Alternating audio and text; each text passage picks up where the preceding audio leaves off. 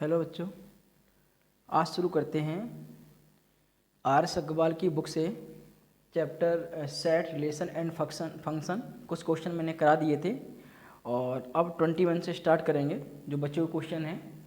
तो मेरा 21 क्वेश्चन ये है, consider the following statement.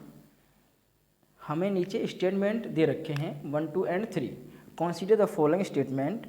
First statement मेरा ये है कि any set is a comparable with itself. कोई भी सेट होता है ना खुद के कंपेरेबल होता है, तो बिल्कुल सही है, ये बात हमारी एकदम करेक्ट है कि कोई भी सेट होता है ना खुद के कंपेरेबल में होता है।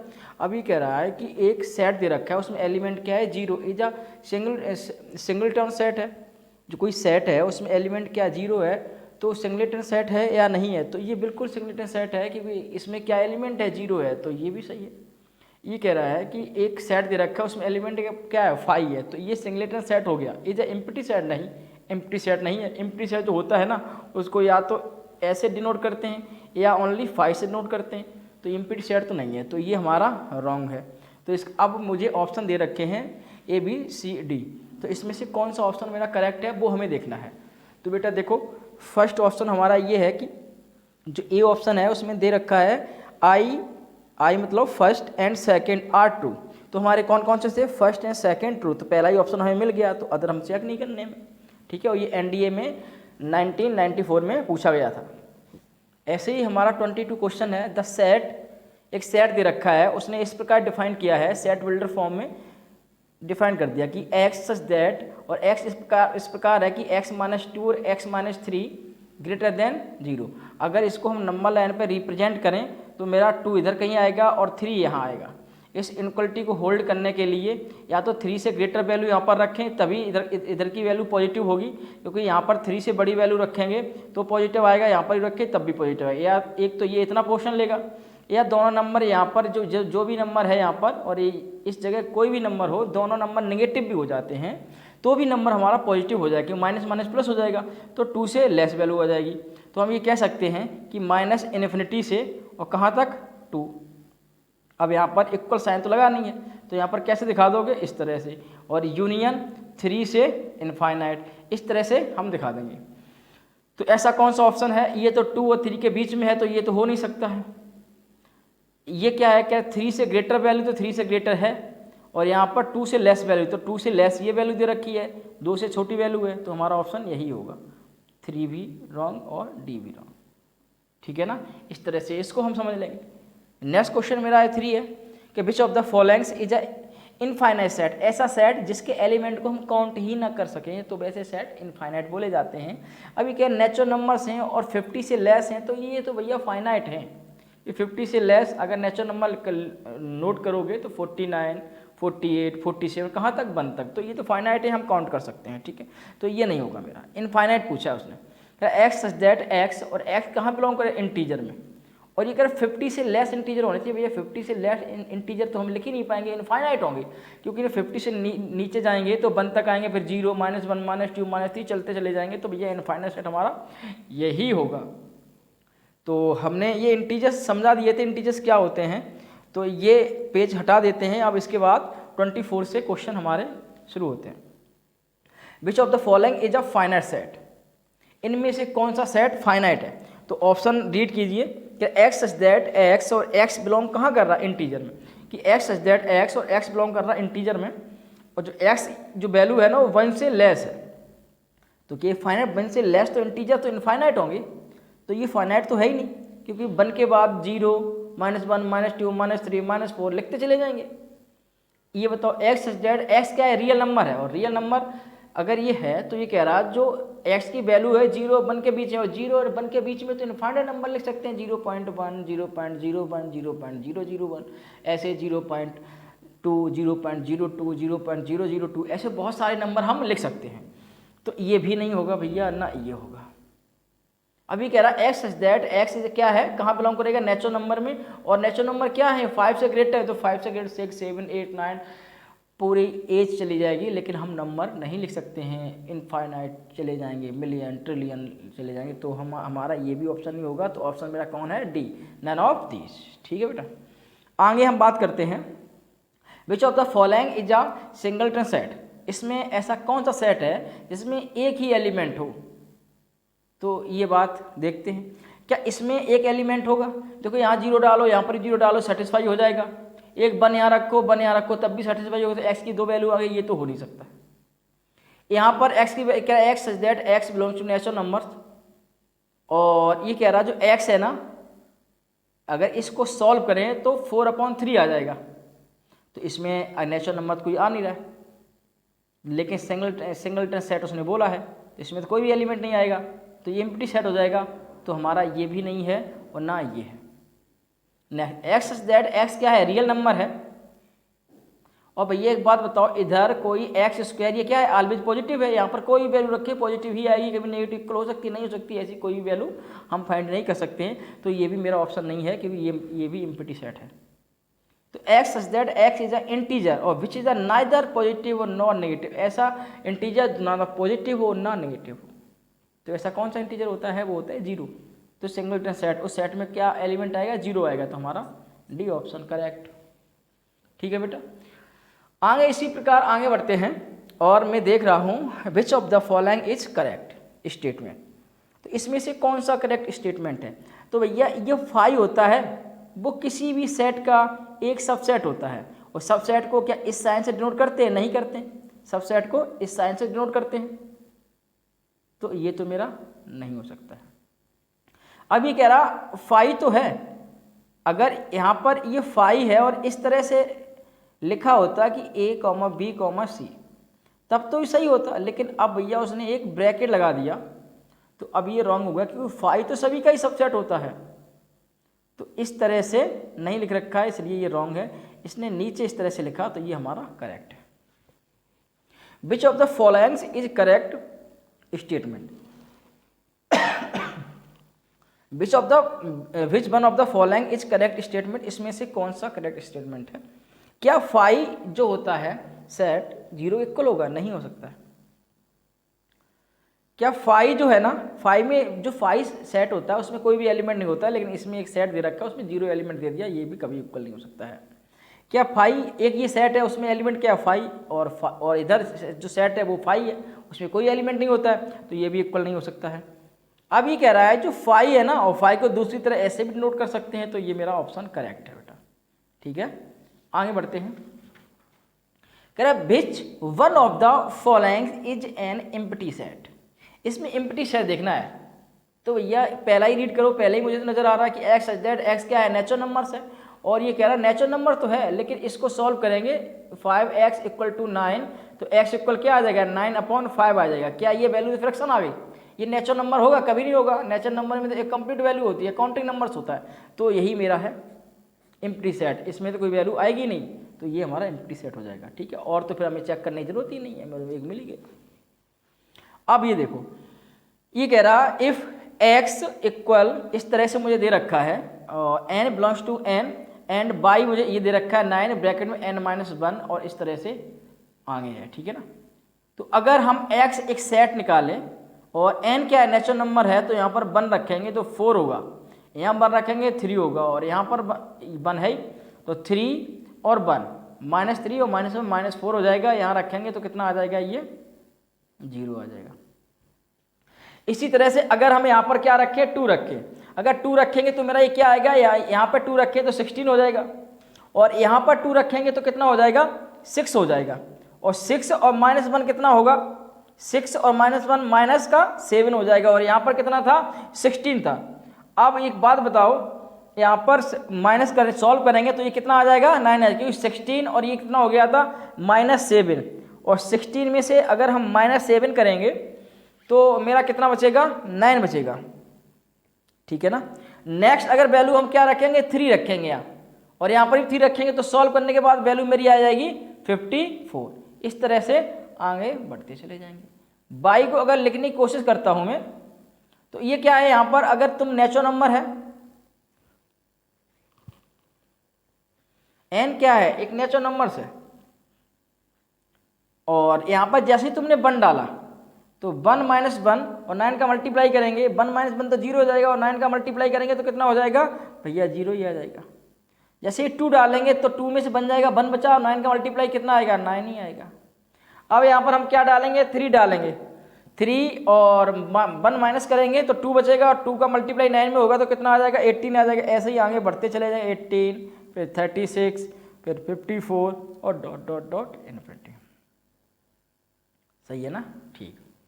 अब हमें बताओ ये सेट ग्रेटर है कि ये, इसमें एलिमेंट ज़्यादा है कि इसमें, देखो 9 0 यहाँ 0 यहाँ 9 यहाँ 9, यहाँ तो आप सीधे 54 पे चला गया, यहाँ तो 18 आएगा, फिर 36 भी आया, फिर 54 आया। इसका मतलब जो ये सेट बना हुआ है ना, यहाँ से बना हुआ है, तो हम कह सकते हैं जो एक्स है ना वो सबसेट है किसका, बाई का।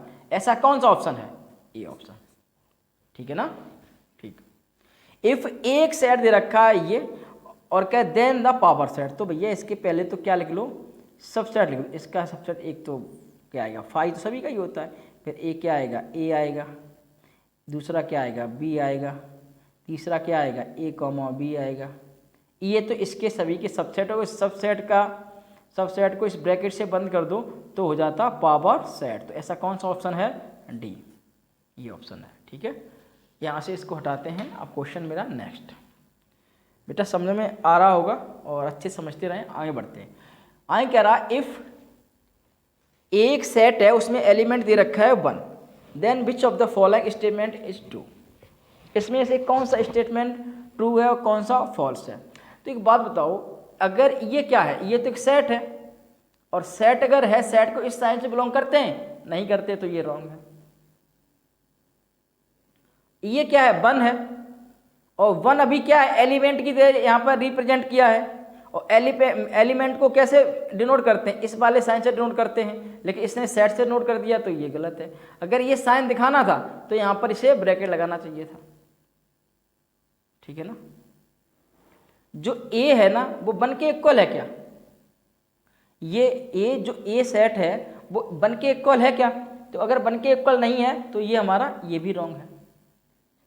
जो 1 है वो कहाँ बिलोंग कर रहा है, वो ए में बिलोंग कर रहा है, तो ये तो ठीक है। ठीक है, ये क्या है हमारा एकदम करेक्ट है। ठीक है ना, नेक्स्ट देखो कि इफ ए इक्वल दे रखा है भैया, एक एलिमेंट ये है, दूसरा ये, और तीसरा पूरा एलिमेंट ये है, ब्रैकेट के अंदर ही बंद है, then which of the following is a correct statement. तो इसमें से करेक्ट स्टेटमेंट क्या है, क्या 3 इसमें बिलोंग करा भैया, 3,4 एक ही एलिमेंट मानेंगे इसको, इसने 3 तो अलग कर दिया, ये रॉन्ग हो गया। क्या 1 जो 1 है उसने इसको सेट मान लिया, और सेट को इस तरह से रिप्रेजेंट कर, ए में बिलोंग कर रहा है, बिल्कुल कर रहा है, ये ब्रैकेट लगा हुआ है। ठीक है, ए में बिलोंग कर रहा है तो ऐसा ये मेरा बी है, तो ये बी मेरा करेक्ट है, और ना तो फिर ये होगा ना ये होगा। The number of the all possible proper subset, तो प्रॉपर सबसेट एक ऐसा सेट होता है जिससे वो बना होता है, तो उस पहले वाले सेट में एक ऐसा एलिमेंट बचा होगा जो प्रॉपर सबसेट में नहीं आ सकता है। अगर इसके निकाले में क्या सबसेट, तो 2 की पावर n होगा, तो कितना होगा, 2 की पावर n कितना है, 3 है, तो कितना हो जाएगा, 8 हो जाएगा, क्योंकि एक ये भी एक बार उसमें आ जाएगा सबसेट में, लेकिन प्रॉपर सबसेट में ये नहीं आएगा, तो इसका मतलब 8 माइनस का 1 कर देंगे तो आ जाएगा 7, तो कौन सा है, B. Let A be the set of the square of natural numbers. 34 है, उसने ये कहा है कि let A be the set of the square of natural numbers and let x belong A और वाई बिलोंग ए। जो एक ए सेट है वो क्या है, नेचुरल नंबर का स्क्वायर है भैया, ऐसे बढ़ता चला जाएगा। ठीक है, तो अगर इसको सॉल्व कर लें तो यहाँ 1 होगा, यहाँ 4 होगा, यहाँ 9 होगा, यहाँ 16 होगा, या 25 होगा, और ये इस तरह से आगे चलेगा। इसने ये बोला कि जो x को लेना है वो इसमें से लेना है। चलो मान लिया मैं x को ले लेता हूँ 1 और y को लेता हूँ 4। ठीक है, सही। अब उसने कहा कि x प्लस y करो, और क्या इस a में आ रहा है, x प्लस y करेंगे 4 और 1 5, तो 5 आ रहा है तो नहीं है। ठीक है ना बात, क्या x माइनस वाई है तो x माइनस 3 आएगा, तो ये भी नहीं है। x अपॉन वाई तो 1/4 हो जाएगा, क्या ये होगा, नहीं है।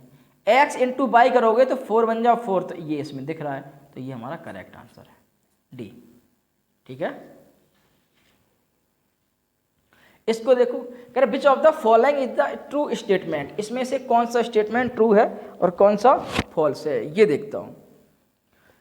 तो इसमें ये कहा है इसने कि भैया एक्स बिलोंग करेगा कहाँ पर, आर, और ये मॉड एक्स बोला, mod X equal to mod X equal -1। तो भैया ये क्या है, ये ऑलवेज